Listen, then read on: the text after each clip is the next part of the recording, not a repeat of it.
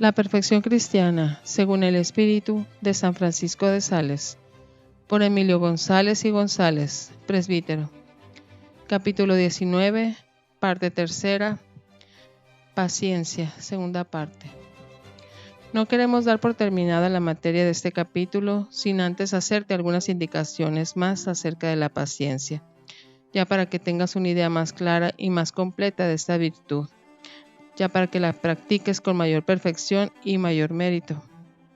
Lo primero, es menester que tu paciencia sea verdadera paciencia cristiana, esto es, cordial y sobrenatural. No basta que exteriormente no des señales de impaciencia, si interiormente, con la voluntad, estás quejándote de las disposiciones de la divina providencia y rechazando la cruz que te envía, teniéndola por injusta o excesivamente dura. Tampoco basta para la perfección y el mérito de la paciencia que te resignes por motivos meramente naturales y humanos, verbo y gracia, por indolencia de carácter, por ser tenido y admirado como persona de interés y de valor, por lograr algún favor temporal o por otras miras interesadas, sino que has de ser paciente y sufrido por alguno de los motivos sobrenaturales tomados de la fe, como por ejemplo, por espíritu de humildad, o por satisfacer por tus pecados, o por merecer mayor grado de gloria en el cielo, o por lograr la conversión de un pecador, o por alcanzar del Señor alguna virtud particular, etc. Pero sobre todo, y este es el motivo más perfecto, por amor de Dios, que por nuestro amor quiso voluntariamente padecer toda suerte de trabajos y penalidades.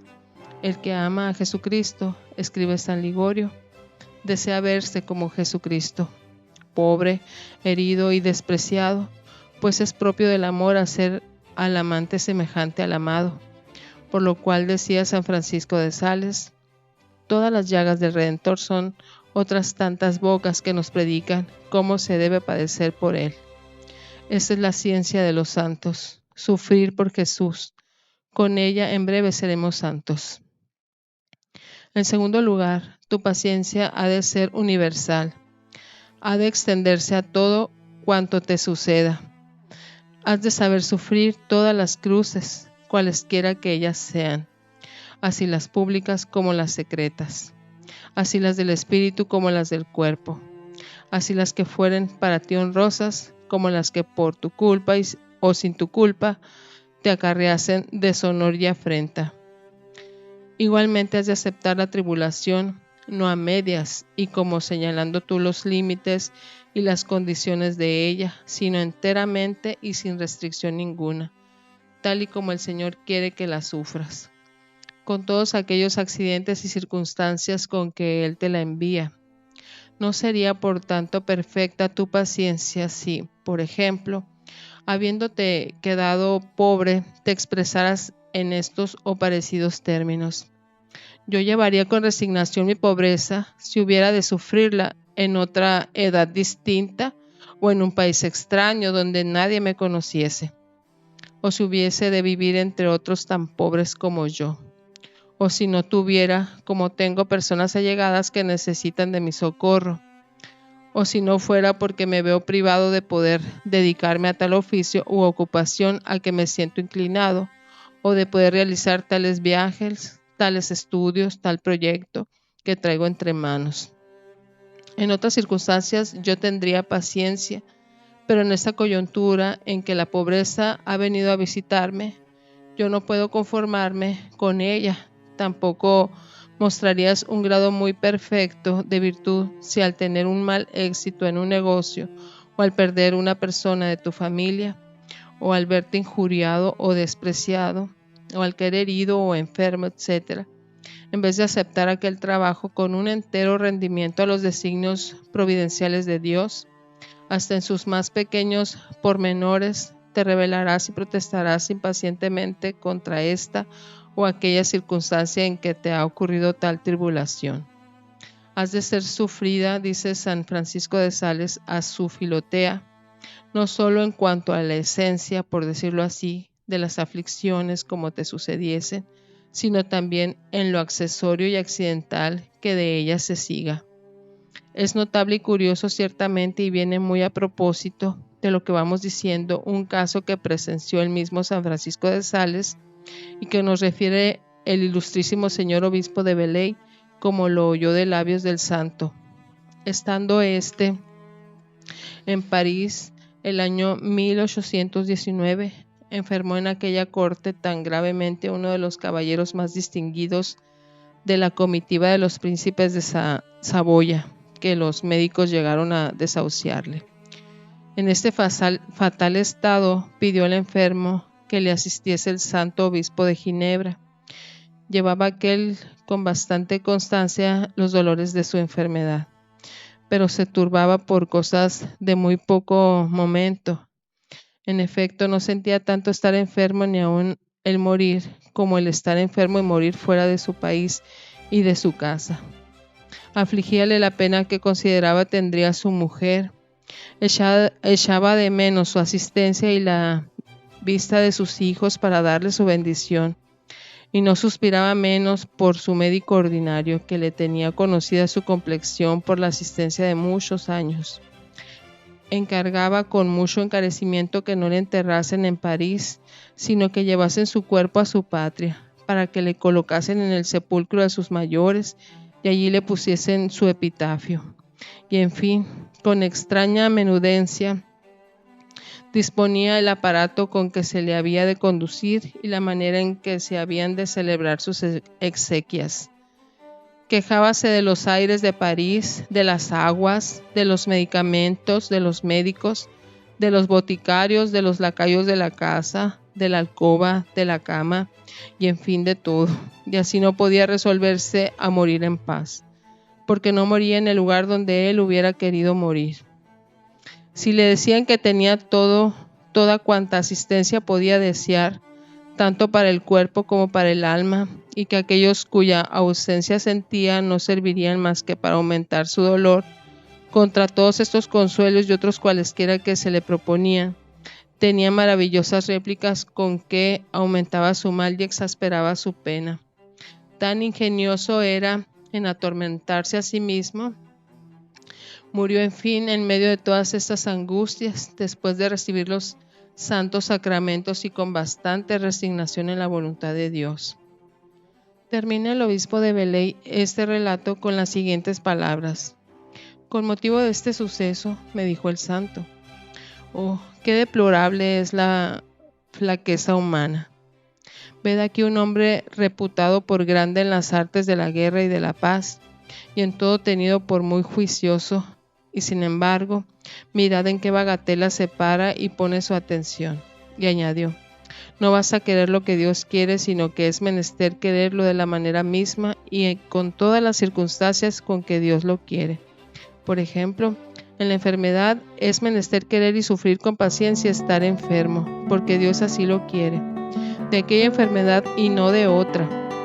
y con aquellas incomodidades y en aquel lugar y en aquel tiempo y entre aquellas personas que Dios quiere. Y lo mismo digo de las demás tribulaciones, de modo que, en una palabra, es menester en todas las cosas tomar por ley y por regla la voluntad santísima de Dios. Aprovechémonos, alma devota, de la hermosa lección que se encierra en estas palabras de tan gran maestro de espíritu. No es contrario, sin embargo, a la virtud de la paciencia, el sentir la repugnancia y el disgusto natural que de suyo ha de producir en nuestra parte inferior cualquier cruz, cualquier penalidad o tribulación que nos sobrevenga, con tal que nosotros, con la parte más noble de nuestra alma, es decir, con la voluntad superior, nos sobrepongamos al punto a ese movimiento indeliberado de disgusto y repugnancia y nos movamos a aceptar resignadamente aquella tribulación y penalidad, lo cual no obsta para que al mismo tiempo que nos resignamos podamos y aún debamos poner los medios propios y conformes a la voluntad divina para librarnos de la cruz o del mal que nos aqueja, haciéndolo con tranquilidad de espíritu y dejando siempre el último resultado en manos de Dios. Tampoco es reprensible, antes bien puede ser bueno y piadoso, quejarse confiadamente y amorosamente a nuestro Señor en los momentos de aflicción y de pena, desahogando con Él nuestro corazón, como un hijo con su padre, siempre que no haya en ello asomo de murmuración o impaciencia. Tal lo hizo nuestro Salvador en la cruz, cuando expirante entre horribles tormentos y amarguras, dejó exhalar aquella sentida queja: Dios mío, ¿por qué me has desamparado?, a la cual se siguió el acto más sublime de resignación y abandono filial en Dios cuando dijo: Padre mío, en tus manos encomiendo mi espíritu. Asimismo, no está reñido con la virtud de la paciencia el manifestar nuestras penas y desahogar algún tanto nuestro pecho con las criaturas para buscar en ello algún aliento, algún consuelo o alivio, pues así lo hizo también nuestro Señor Jesucristo en la noche de su pasión, declarando a 3 de sus discípulos la tristeza y amargura en que se veía anegada su alma. Pero si alguna vez lo haces tú, lector amadísimo, sea solamente en los grandes trabajos a personas muy contadas, y mirando que éstas sean de ánimo firme, de gran discreción y gran virtud, pues de lo contrario tales desahogos, en vez de aprovecharte, vendrían más bien a serte perjudiciales. Sería, sin embargo, reprobable el desear y procurar, ya que no a las claras, con rodeos y medios indirectos, que otros se den cuenta de nuestros sufrimientos, solo porque se compadezcan de nosotros o nos tengan por animosos y sufridos. Esto, dice San Francisco de Sales, es sin duda una especie de paciencia pero falsa, y para decirlo con toda propiedad, es delicadísimamente y finísimamente ambición y vanidad. Estos, valiéndonos de las palabras del apóstol, tienen gloria, pero no delante de Dios. El verdadero paciente no desea que le tengan lástima y habla de su mal cuando es conveniente o necesario, con franqueza, con verdad y sencillez, sin lamentos, quejas ni ponderaciones. Si otros se lamentan compadecidos de él, lleva con paciencia sus lamentos con tal que no supongan algún mal que en la realidad no padece, pues entonces declara con modestia que no le tiene y queda de este modo tranquilo entre la verdad y la paciencia, confesando su mal pero sin quejarse de él. Finalmente te aconsejo, alma piadosa, que de los agravios que recibas, no siendo en aquellos casos en que hayas de acudir a la justicia para obtener la conveniente reparación, procures no quejarte a otras personas o quejarte lo menos posible, y esto después de dirigir una mirada a Dios y a tu conciencia para no excederte en los términos de tu queja, porque ordinariamente el amor propio nos hace ver con ojos de aumento la gravedad de la ofensa recibida y con facilidad faltamos a la verdad y a la justicia en nuestras expresiones, ponderando exageradamente las menores injurias, aun aquellas mismas que tendríamos por una nonada si nosotros se las hubiésemos inferido a otros. Por esta razón, era sentencia muy ordinaria de San Francisco de Sales que quien se queja peca. Aparte de esto, son señales de un alma débil e imperfecta esas quejas frecuentes e importunas que lanzamos al aire como queriendo dar a todo el mundo noticia de que se nos ha agraviado injustamente. Y si no tomamos venganza es porque somos generosos y pacientes, no porque no nos asista la razón. Flaqueza es esta en verdad digna de compasión, como lo son todas las flaquezas humanas, pero impropia enteramente de un ánimo esforzado que quiere gloriarse en la cruz de Jesucristo. Para curarnos de semejante achaque, hagamos nuestros los sentimientos de 2 grandes santos, Santa Margarita María de Alacoque y San Juan de la Cruz. La primera decía: quiero aprender del corazón de Jesús a sufrirlo todo en silencio, sin quejarme de nada. Y el místico doctor del Carmelo escribe: acostumbrémonos a sufrir y callar, si queremos vivir en paz y elevarnos al más alto grado de virtud. Y en el caso de que alguna vez, abrumados por el peso de la pena que nos domina, u oprimidos de dolor por la herida profunda que se nos ha inferido, llegáramos a quejarnos, no sean nuestras quejas inquietas, apasionadas y coléricas, sino, como dice el ya citado obispo de Veley, tranquilas,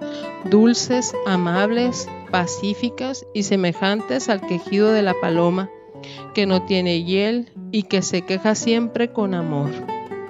Resolución. Teniendo presente la paciencia admirable de mi Salvador, de mi dulcísima Madre, la Virgen María, y de los santos, llevaré con paciencia y, si me es posible, con amor y con alegría, todos los trabajos y sufrimientos de esta vida, que al fin son muy breves comparados con la gloria eterna que me aguarda. Jaculatoria. Dadme, Jesús mío, virtud y fuerza para padecer resignada y amorosamente con vos, a fin de ser también glorificado con vos.